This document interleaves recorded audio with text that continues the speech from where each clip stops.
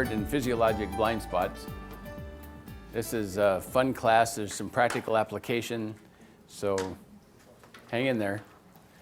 The brain thinks in terms of whole motions, not individual muscles. So we as applied kinesiologists love to test muscles, and we love to check reflexes, and we love to see if those reflexes are going to make the muscles change.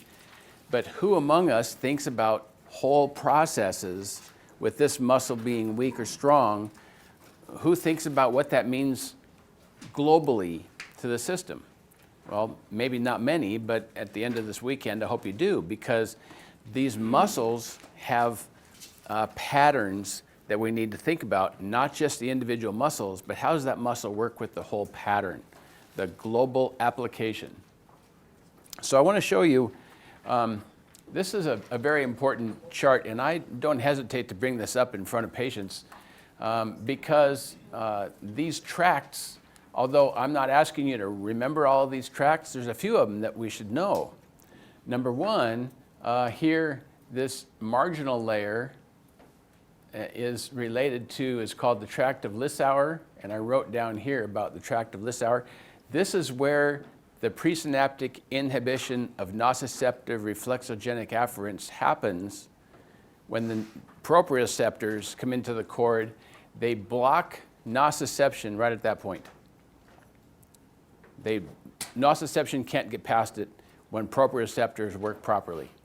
However, when the proprioceptor signal is reduced, that is, when the barrage of proprioception is not to the quantity or quality necessary to block the nociception here, nociception gets in and it gets up to conscious levels and we hurt. So this is a very important area for us to remember.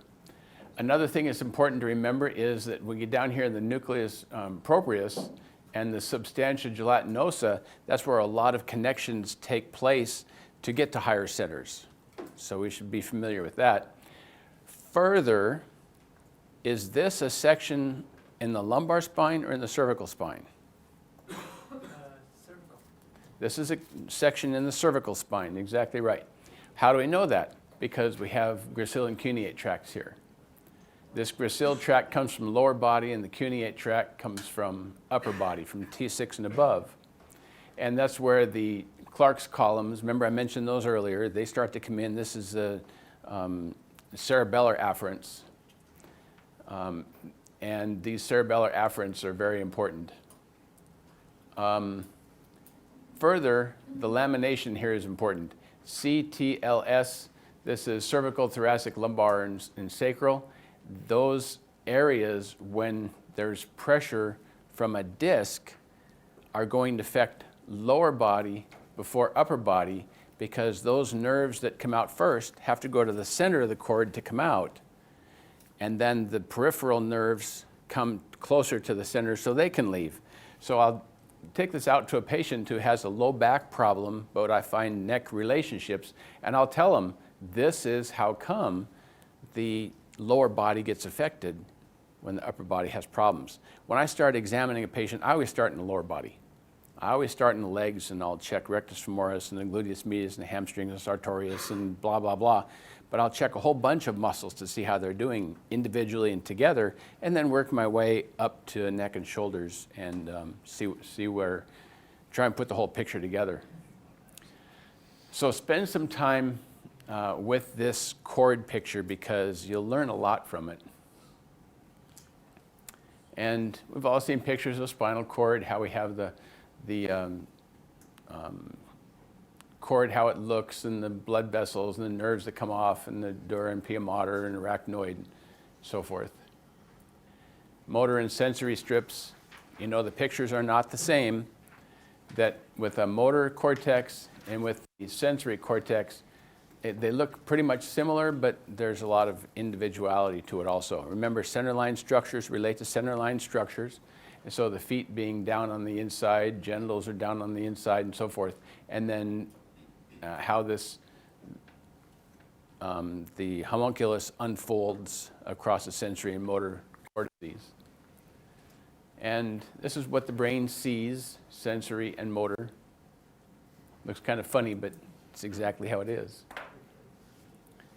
Physiologic blind spot examination. So everyone has a blind spot. Everyone has a physiologic blind spot. The reason we don't see it is that the physiologic blind spot on the left eye is painted by the right eye over here, and vice versa. The physiologic blind spot on the right eye is painted by the left eye. So it appears that we have this full vision, but if you close off one eye, you can actually map that blind spot physiologically, because where the optic nerve comes through the retina, there are no visual fibers there. So we can map the size of that by the patient's perception, right side and left side, and then put together what it means. So here we have, from the left field of view, the image falls on the temporal side of the right eye and the nasal side of the left eye. And from the right field of view, the image falls on the temporal side of the left eye and the nasal side of the right eye.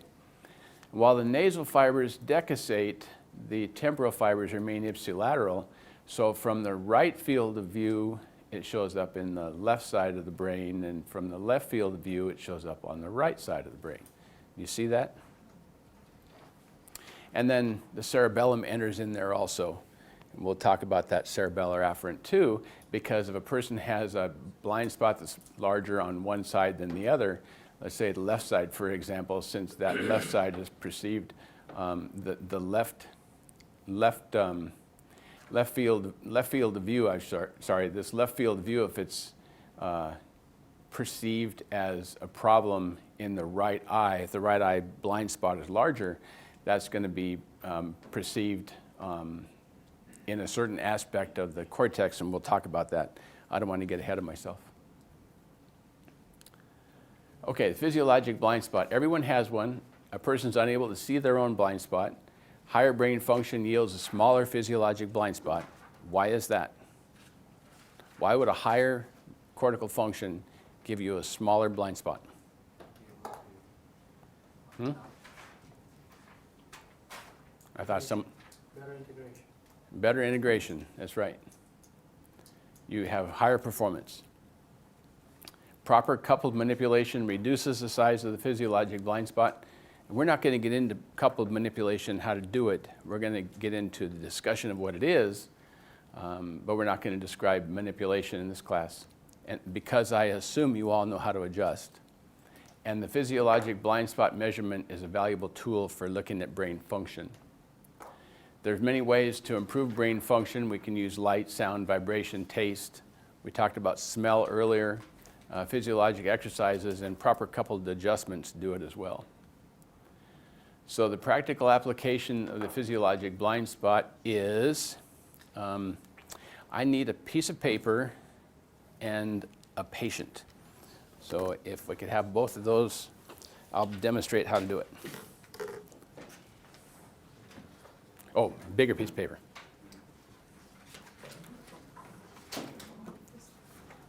Okay. He's going. That'll be perfect. Come on up. Everybody, if you want to come up here and watch closer, that'd be good. Okay, let me have you stand over here. Yep.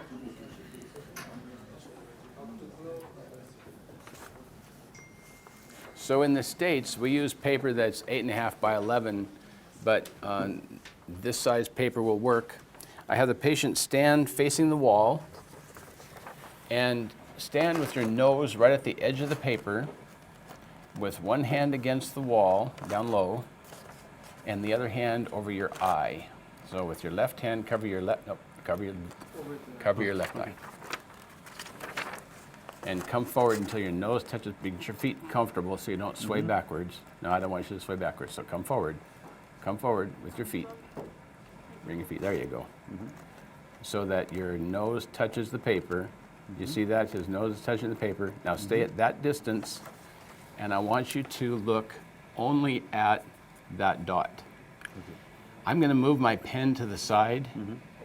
Don't follow my pen, just look at the dot, and you say now when the tip of the pen disappears.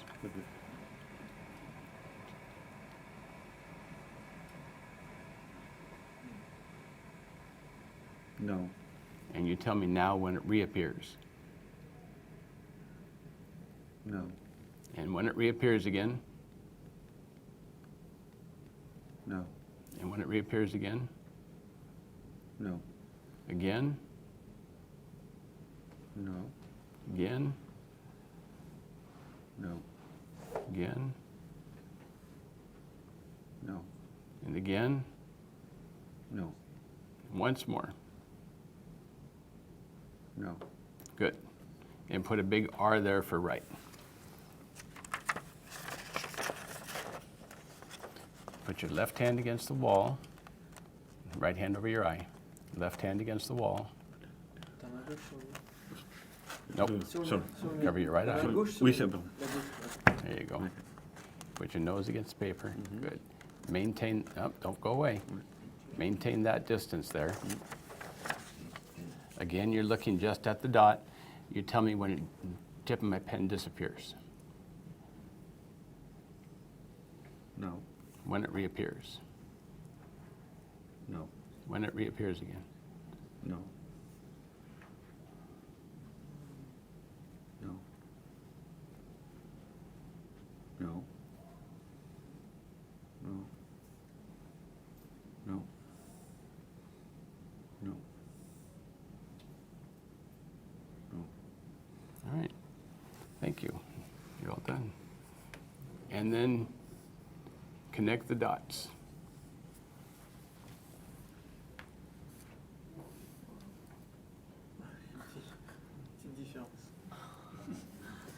Can you see a difference?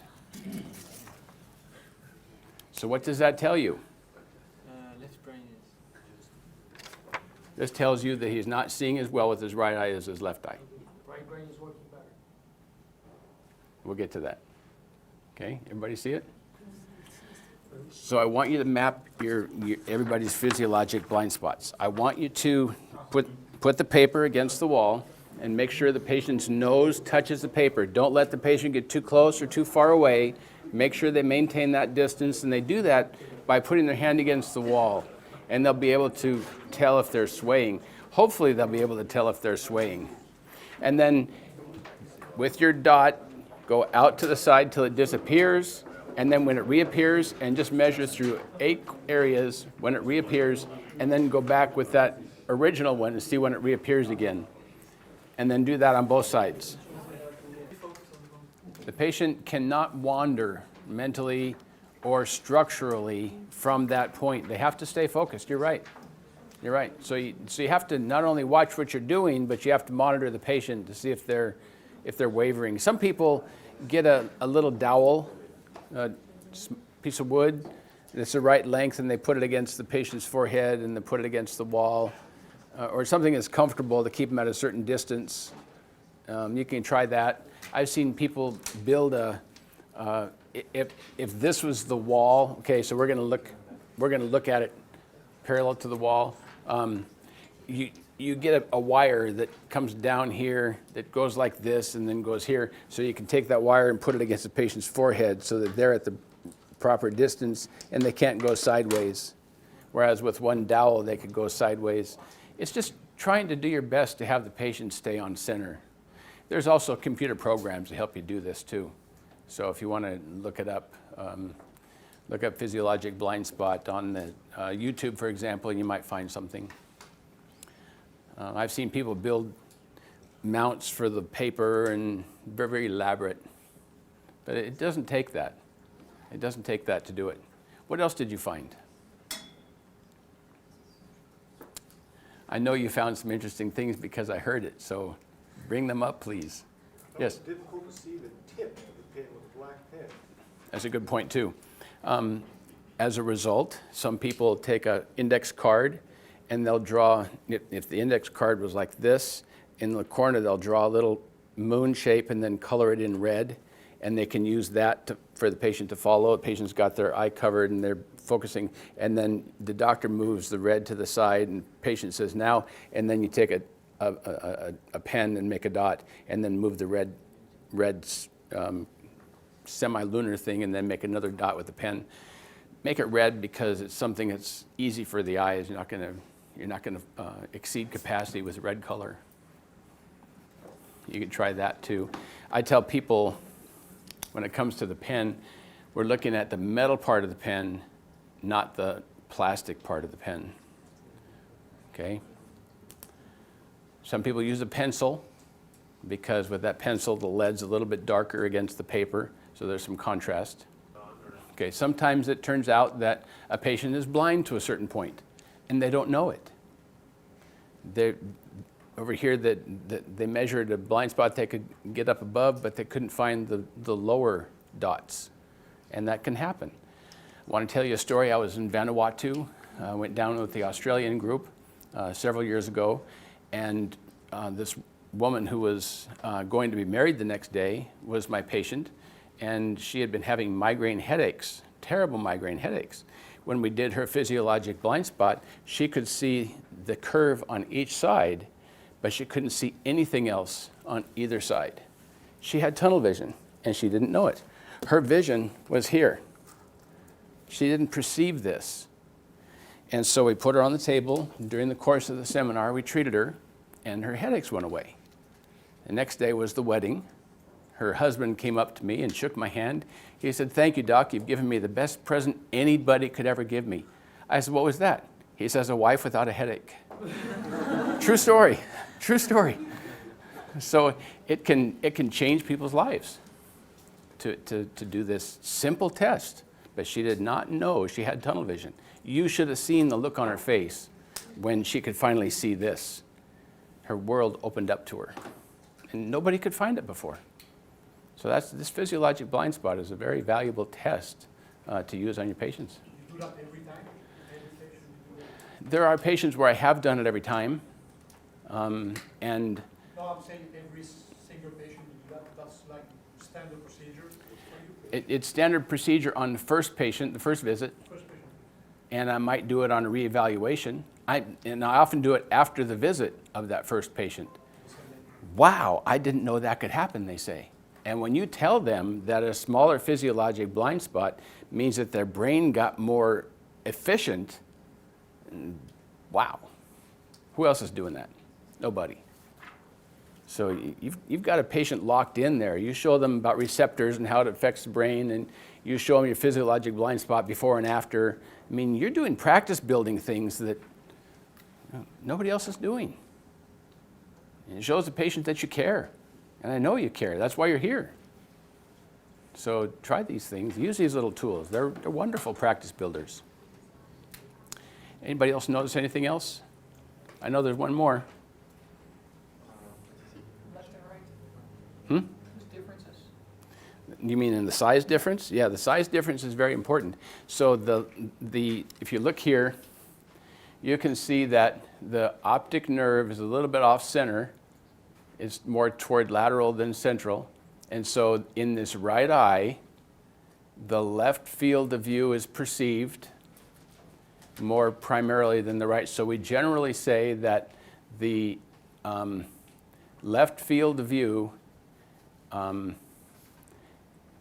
is perceived here on this nasal side, and it decussates to the right cortex. So if we blocked off this eye and we're looking at the field of view over here, it's perceived in here, and its left field of view is the right cortex, which is left cerebellum. So you've got cortical and cerebellar input. So the question is if the blind spot is larger at the bottom of the center line than the top, is that what it is? So you have to understand how the eye sees information. The eye flips it over. Remember, through the lens, the eye flips things. And so if your larger part of the blind spot is below the center line, it's usually the upper eye, upper retina, as opposed to the lower retina. There was a person who had pictures that looked like this. Instead of being in the same place, the pictures were this way. This left eye was a little bit lower than the right eye. Most of it was above the center line, or left eye, most of it was below the center line. So this would tell you that one eye is seeing higher than the other. Okay? You see that? Because the image flips over on the retina, it's upside down. If the blind spots are this way relative to the center line, you might consider that the eyes are seeing, and I'm exaggerating, but the eyes are doing this. Okay, does that make sense? So those are the things that you'll look at because the eyes and the paraspinal muscles are hardwired. The eyes and the paraspinal muscles are hardwired. When the eyes have problems, so will the paraspinal muscles have problems. And you can address a lot of spinal problems by addressing the eyes. Okay? The outflow from the retina strongly influences vestibular performance. Okay, we not only need our ears, we need our eyes as well. And so if we have a visual deficit for some reason, then we depend on the ears. Well, but the ears can do their job because they're homologous columns related to ears, and the eyes do their job because there's homologous columns related to eyes. But if you take the eye homologous column ability out of the equation, the vestibular system won't be properly modulated, and those paraspinal muscles will tend to have more tone to them. The vestibular output is very important in paraspinal performance. Okay? It would mean one eye is seeing straight ahead, and the other eye is either too high or too low. And you see that will help. The people ask, how come I got this way? Talk to them about their blind spots. Tell them about the image that they see, and your cerebellum has to calibrate those images to make sure everything fits so that you think you're one place in space, and in fact that's exactly where you are.